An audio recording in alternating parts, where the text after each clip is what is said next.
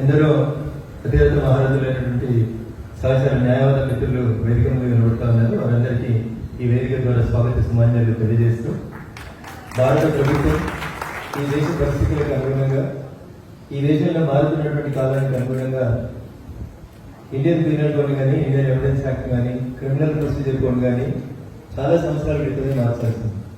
ఈ దేశానికి స్వతంత్రం వచ్చిన 7.5 దశాబ్దాల తరువాత ఈ దేశ పరిస్థితులకు అనుగుణంగా, ఈ దేశంలో ఉన్నటువంటి ప్రజల ఆలోచన విధానాలకు అనుగుణంగా కొత్త చట్టాలు తెస్తే కూడా దుర్మార్గం ఏంటంటే ఈ రోజు కొన్ని రాష్ట్రాల్లో బంధుకు పిలిపివ్వడం అనేది వాళ్ళ భావదారిద్ర్యాన్ని తెలియజేస్తాం.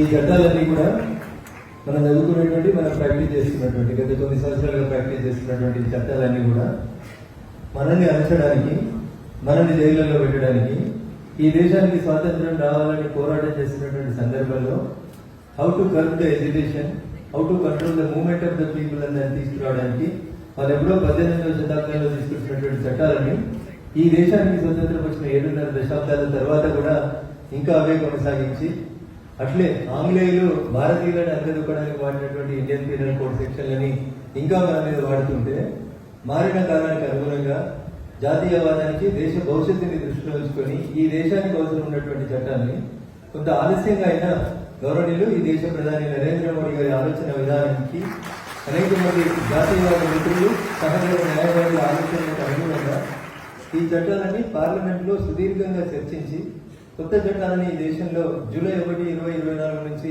అమల్లోకి తీసుకొస్తామంటే, చట్టాలు చేసేటువంటి చట్టసభలో సభ్యులైనటువంటి కొంతమంది పార్లమెంట్ సభ్యులు సిద్ధాంతపరంగా మేము భారతీయ జనతా పార్టీని వ్యతిరేకిస్తాం, నరేంద్ర మోడీ గారు ఎస్ అంటే మేము నో అంటాం అనేటువంటి ఒక మూర్ఖత్వంతో మినహా కొత్తగా వస్తున్నటువంటి భారతీయ చట్టాలని వ్యతిరేకించాల్సినటువంటి అవసరం ఏ రాజకీయ పార్టీ గారి ఉందని నేను అనుకోవట్లేదు.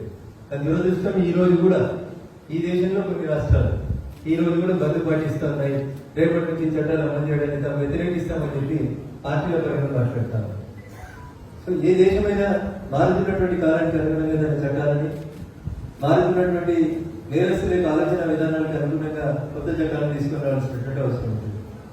కాలం మారుతుంది కానీ మేము మారం, చట్టాలు మారుతుందనే మాత్రం మూర్ఖత్వం అవుతుంది. సో అనేక రకాలైనటువంటి కొత్త కొత్త నేరాలకి నేరస్తులు పాల్పడుతున్నప్పుడు మారిన కాలానికి అనుగుణంగా అక్కడ ఉండేటువంటి క్రిమినల్ ప్రొసీజర్ కోడ్ కానీ, ఎవిడెన్స్ యాక్ట్ కానీ మారాల్సినటువంటి అవసరం ఉంది. దానికోసమే అనేక మంది విజ్ఞులు, మేధావులతో చర్చించిన తర్వాత భారత ప్రభుత్వం సుదీర్ఘకాలం దీని మీద ఒక కసరత్తు చేసిన తర్వాత ఏదో రాత్రికి రాత్రి ఆలోచించి తీసుకొచ్చినటువంటి చట్టాలు కాదు.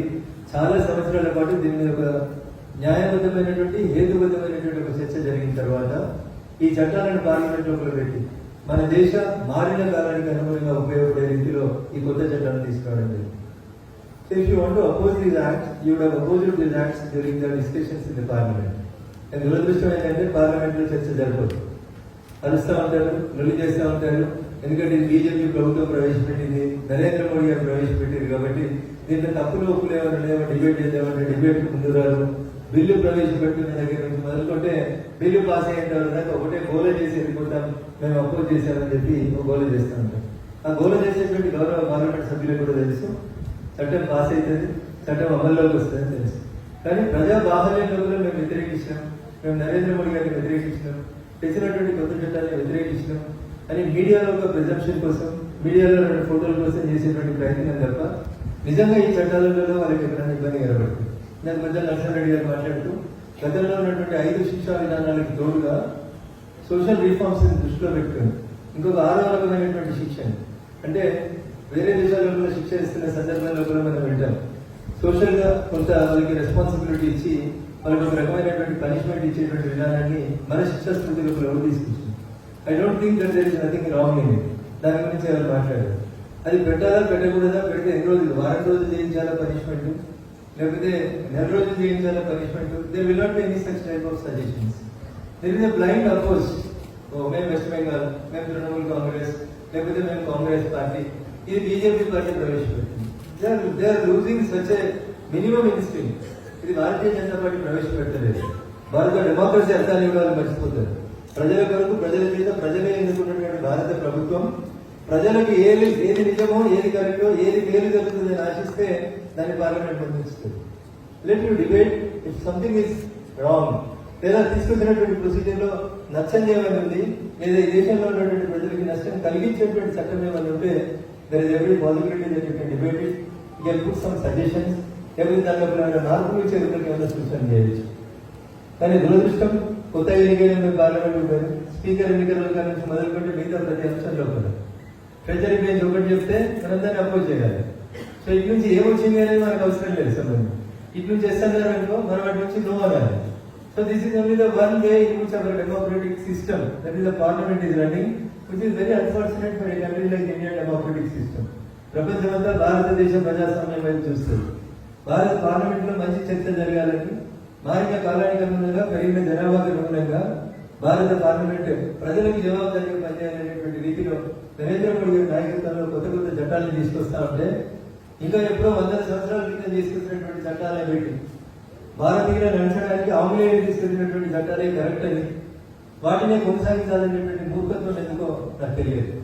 ఈ దేశానికి స్వతంత్రం వచ్చిన తర్వాత మన భారత రాజ్యాంగాన్ని అమల్లోకి తీసుకొచ్చిన తర్వాత దాదాపు 126 సార్లు ఈ రాజ్యాంగాన్ని మార్చిన తర్వాత నిన్న కొంతమంది ప్రమాణం చేయబడ్డ పుస్తకం కాన్స్టిట్యూషన్ ఆఫ్ ఇండియాలో పుస్తకం పట్టుకొని వస్తుంది. అండ్ సారీ టు సే తెలిసినట్టు అది నేను అనుకోవాలి, కానీ పుస్తకం పట్టుకొని రావాలి కాబట్టి మా నాయకుడు చెప్పిన కాబట్టి పుస్తకం పట్టుకొని వచ్చి ప్రమాణం చేస్తాం. ప్రమాణ స్వీకారం చేసినప్పుడు ఆయన చేసేదే ఆయనకు నచ్చిన దేవుడి మీదనో భారత రాజ్యాంగం మీదనో ప్రమాణం చేయాలి. కానీ వీళ్ళంతా షో కోసం ఒక పుస్తకం పట్టుకొని వస్తున్నారు. ఎవరో పుస్తకం పట్టుకొని వచ్చి ద కాన్స్టిట్యూషన్ ఆఫ్ ఇండియా అని ఒక పుస్తకాన్ని పట్టుకొని వచ్చి ప్రమాణం చేస్తున్నామని చెప్తున్నారు. ఎవరి నాయకత్వంలో, ఏ పార్టీ నాయకత్వం లోపల, ఏ పార్టీ అయితే ఈ దేశంలో రాజ్యాంగాన్ని దాదాపు 100 సార్లు సవరించిందో, ఏ పార్టీ అయితే ఈ దేశంలో ఉన్నటువంటి భారత రాజ్యాంగాన్ని డాక్టర్ బిఆర్ అంబేద్కర్ గారు రాసినటువంటి రాజ్యాంగాన్ని అనేక సందర్భాల్లో అవమానపరిచిందో ఆ పార్టీ నాయకుడు చెప్తాడు వీళ్ళు ఫాలో అవుతారు. తెచ్చిన పుస్తకాన్ని నాకు తెలిసి అందులో ప్రమాణ స్వీకారం కాన్స్టిట్యూషన్ పట్టుకుని చదివిన ప్రమాణ స్వీకారం చేసినటువంటి గౌరవ పార్లమెంట్ సభ్యులలో ఒక 10 మంది ఆ పుస్తకంలో ఉన్నటువంటి పేజీలను చదివిన నేను అనుకోను. అవసరం లేదు, బట్ ఏదో ఒక ప్రయోగం, ఒక షో ఆఫ్ బిజినెస్ ఏదో చేస్తా ఉన్నామని చెప్పి ఒక మాట నేను బహుశా రాష్ట్రపతి ప్రసంగానికి మాట్లాడే అవకాశం ధన్యవాదాలు చెప్పే సందర్భం వస్తుందని అనుకుంటాను, వస్తే చెప్తాను. కాకపోతే ఈ వేదిక ద్వారా మీడియా నుంచి దేశ ప్రజలకు చెప్పాలనుకుంటాను. ఈ దేశంలో అన్నింటికంటే గొప్పగా భారత రాజ్యాంగాన్ని గౌరవించే ఏ పార్టీ అయినా ఏ పార్లమెంట్ అయినా పరిపాలన కొనసాగించారు. నిన్న మొన్న ఎల్ఓపికి ఎన్నుకోబడ్డాడు రాహుల్ గాంధీ గారు. రాహుల్ గాంధీ గారు చెప్తే ఇప్పుడు భారత రాజ్యాంగానికి ఆపద వచ్చింది, భారత రాజ్యాంగం ప్రమాదంలో పడ్డది, భారత రాజ్యాంగాన్ని మనం గౌరవించాలి. ఒక ప్రశ్నకి పార్లమెంట్ లో వేసి మాట్లాడితే కూడా నేను నా తరఫున అబ్జెక్షన్ రైజ్ చేయదలుచుకున్నాను. ముందే మీడియా ద్వారా కూడా దాన్ని వారి దృష్టికి తీసుకెళ్ళదలుచుకున్నాను. Yes, we do respect the constitution of India. మీరు ఎప్పుడు రెస్పెక్ట్ చేసిరో ఎప్పుడు రెస్పెక్ట్ చేయలేదనేది నేను ఒక 2-3 ఉదాహరణలు చెప్తా. దానికి సమాధానం చెప్పిన తర్వాత మీకు భారత రాజ్యాంగం మీద మాట్లాడే నైతిక హక్కు ఉంటుంది రాహుల్ గాంధీ గారు. ఈ దేశం భారత రాజ్యాంగం ఎన్నుకోబడినటువంటి గౌరవ ప్రజాప్రతినిధుల నుంచి ఒక క్యాబినెట్ ఇస్తుంది. ఆ క్యాబినెట్ కి ఎవరు అధ్యక్షత వహిస్తారంటే భారత ప్రధానమంత్రి క్యాబినెట్ కి అధ్యక్షత వహిస్తారు. 70 మంది 80 మంది మంత్రులు ఉంటే ఆ మంత్రులలో 1 among the cabinet ministers is deemed to be the prime minister of this country. ఆయన నాయకత్వంలో, ప్రైమ్ మినిస్టర్ నాయకత్వంలో క్యాబినెట్ మంత్రులంతా కలిసి తీసుకున్నటువంటి నిర్ణయాలనే తర్వాత చట్టాల రూపంలో పార్లమెంట్ ఆమోదిస్తుంది, చట్టం రూపంలో వస్తుంది.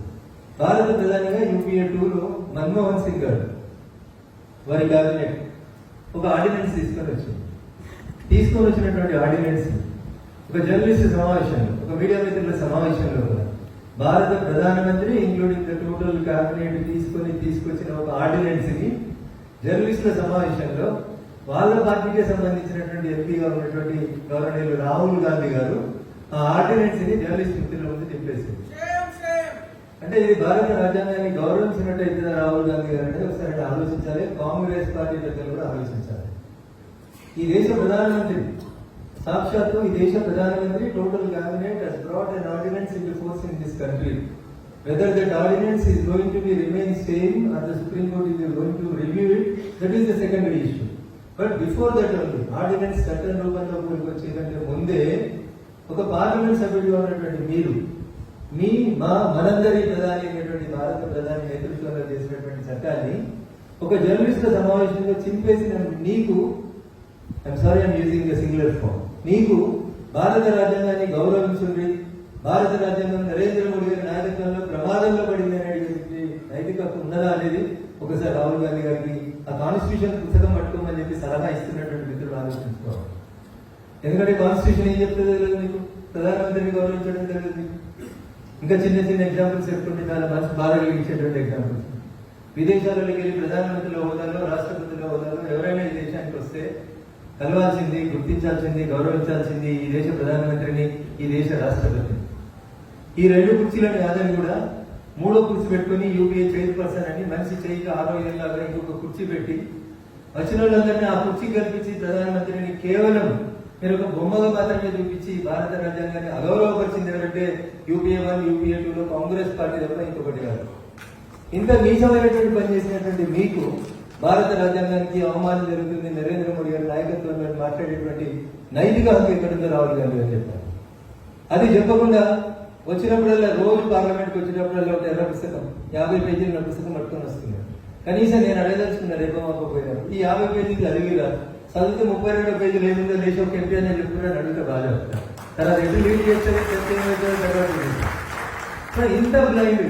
ఇంత బ్లైండ్ గా భారత పార్లమెంట్ వచ్చినటువంటి గౌరవ ప్రజాప్రతినిధులు రావడం, వచ్చిన వాళ్ళు భారత రాజ్యాంగాన్ని రక్షించమనడం, రాజ్యాంగం ఏం హక్కులు ఇచ్చింది, ఏం మాట్లాడుతున్నది, ఏం డిబేట్ చేయమనేది ఒక కొత్త చట్టం వస్తే దానికి సలహాలు సూచనలు ఎట్లు ఇవ్వాలనేటువంటి అంశాలను పక్కన పెట్టి కేవలం రాజకీయ దురుద్దేశపూర్వకంగా జరుగుతున్నటువంటి చర్చలు అనేటివి ఇండియన్ డెమోక్రసీకి మంచిది కాదు. ఖచ్చితంగా నరేంద్రుడి నాయకత్వంలో కూడా ఈ దేశానికి ఏది అవసరమో, ఈ దేశ ప్రజలకు ఏది అవసరమో ఖచ్చితంగా తీసుకొస్తాం. అరుస్తుండొచ్చు, బోల చేస్తుండొచ్చు, మందబలం జరిగిందని కొంచెం లొల్లింపు పెడుతుండొచ్చు. Whatever it is, what law prescribe and the speaker is to run the house, you run it. Definitely ఈ దేశ హితం కోసం, ఈ దేశ ప్రజల హితం కోసం, జాతీయవాద భావనల కోసం కొత్త కొత్త చట్టాలని భారత పార్లమెంట్ లో తీసుకురావడం జరుగుతుంది.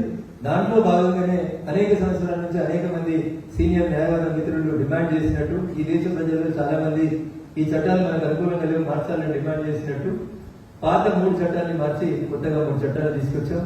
వాటిని రేపటి నుంచి అమల్లోకి తీసుకొస్తున్నటువంటి తరుణంలో ఏ కొత్త చట్టం వచ్చినా కొంత ఇబ్బంది ఉంటుంది.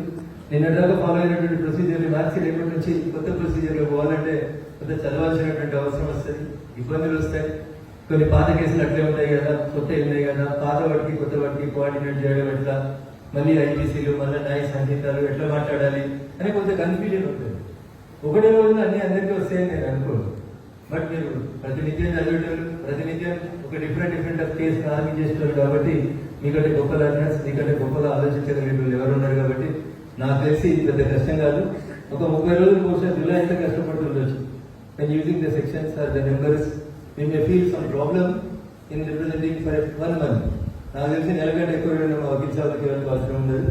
అందరూ కూడా విశ్వాసులు, వృత్తి మీద గౌరవం ఉన్నటువంటి వారు, తొందరగా నేర్చుకోగలిగే వారు, తొందరగా అమల్లోకి ఆచరణలోకి తీసుకొచ్చేటువంటి శక్తి కూడా భగవంతుడు మీకు ఇచ్చింది కాబట్టి ఏదైనా దేశ స్వాతంత్ర సంగ్రామం దగ్గర నుంచి మొదలుకుంటే చట్టసభలలో చట్టాన్ని బాగా తెలిసినటువంటి వాళ్ళు మన న్యాయవాద మిత్రులే కాబట్టి కొత్తగా వచ్చినటువంటి 3 చట్టాలను కూడా తొందరగా సమాజానికి అర్థమయ్యే రీతిలో చెప్పి నరేంద్రుడి నాయకత్వంలో భారత పార్లమెంట్ పాస్ చేసినటువంటి 3 చట్టాన్ని రేపటి నుంచి అమలు చేసేటువంటి పరిణామ క్రమంలో చిన్న ఇబ్బందులు అవస్థలు ఏమైనా వస్తే వాటిని సహచర న్యాయవాద మిత్రులతో కలిపి నాదొక విజ్ఞప్తి నరసింహారెడ్డి సార్కి, అన్ని బార్ కౌన్సిల్స్ లో, అన్ని బార్ అసోసియేషన్స్ లో కూడా, even municipal court bar association లో కూడా ఒక చిన్న అవగాహన సదస్సుని సాటర్డే కానీ సండే కానీ పెట్టి వాళ్ళకి కన్వీనియంట్ గా ఉన్నటువంటి రీతిలో రోజు ప్రాక్టీస్ లో ఉపయోగపడేటువంటి ఒక 10 సెక్షన్లకు సంబంధించి కొంత అవగాహన కలిగించాలి. ముందు దయచేసి జిల్లా బార్లకు పంపి, తర్వాత మున్సిపాలిటీకి 1 month లోపల by the end of July అన్ని బార్ అసోసియేషన్లలో కూడా ఇట్లాంటి మీటింగ్లు పెట్టుకుంటే కొంతవరకు నేర్చుకోవడానికి సహచర న్యాయవాద మిత్రులకు ఉపయోగకరంగా ఉంటుంది. కాబట్టి మనం ఎలా భాగ్యనగరంలో ఉన్నాం, అందరం భాగ్యవంతులు, ఇంత పెద్ద సదస్సు ఏర్పాటు చేస్తున్నారు, ఇంతమంది విజ్ఞులు వస్తున్నారు చెప్పడానికి. The same facility should be provided even in the district courts and municipal bar associations also. మీరు కొంతమంది విజ్ఞులు పోయి బార్ అసోసియేషన్ క్లాసెస్ చెప్పి కొత్తగా న్యాయవాద వృత్తిలోకి వస్తున్నటువంటి మిత్రులకి బెయిల్, అప్పుడప్పుడే పిటిషన్స్ రాయడం, కొత్తగా నేర్చుకుంటున్న వాళ్ళకి ప్రొనౌన్సియేషన్స్, సెక్షన్స్, మారినటువంటి చట్టాలు, how to represent the cases అనేటువంటి విషయంలో కొంత ఇబ్బంది వస్తుంది, మొహమాటం వస్తుంది. మేమంతా పల్లెటూరులోకి వెళ్ళి వచ్చిన వాళ్ళం, బాగా ఇంగ్లీష్ లో ఎక్స్పర్ట్స్ రాలేకపోవచ్చు. అందుకని కొత్తగా పల్లెటూరు బార్లలో అసోసియేషన్స్ ఉన్నటువంటి మిత్రులకి ఈ చట్టాలన్నీ ఒకటే రోజు అర్థం కాకపోవచ్చు. అందుకని దయచేసి మున్సిపల్ కోర్టు స్థాయి వరకు వెళ్ళి అన్ని బార్ అసోసియేషన్లలో కూడా వాళ్ళకి అవేర్నెస్ ప్రోగ్రామ్స్ ఏర్పాటు చేయాలని ఈ వేదికకి ఒక విజ్ఞప్తి చేస్తూ నాకు ఈ అవకాశం ఇచ్చినటువంటి వేదిక మీద పెద్దలకి, ముందున్నటువంటి నా సహచర న్యాయవాదులకు అందరూ కూడా పేరు పేరున శిరస్సు తెలియజేస్తూ నరేంద్ర మోడీ గారి నాయకత్వంలో భవిష్యత్తులో ఎప్పుడు ఏ సందర్భంలో ఏ అవసరం వచ్చినా ఎన్లైటెడ్ పర్సన్స్ గా చట్టాల గురించి అవగాహన ఉన్నటువంటి వ్యక్తులుగా వచ్చిన ప్రతి చట్టం ఈ సమాజానికి ఈ దేశానికి ఎంత ఉపయోగపడుతుందో మీరు ప్రజలు చైతన్యం చేయాలని మనస్ఫూర్తిగా వేడుకుంటూ అవకాశం ఇచ్చిన వేదికకు మరొకసారి కృతజ్ఞతలు తెలియజేస్తూ సెలవు తీసుకుంటాను. జై హింద్, జై భారత్.